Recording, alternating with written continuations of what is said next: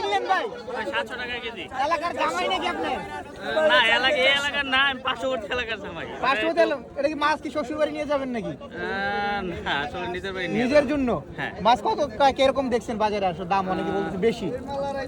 হ্যাঁ একটু তুলনামূলক একটু বেশি, আহামরি না, মেলার তুলনায় মোটামুটি ধরে ঠিক আছে।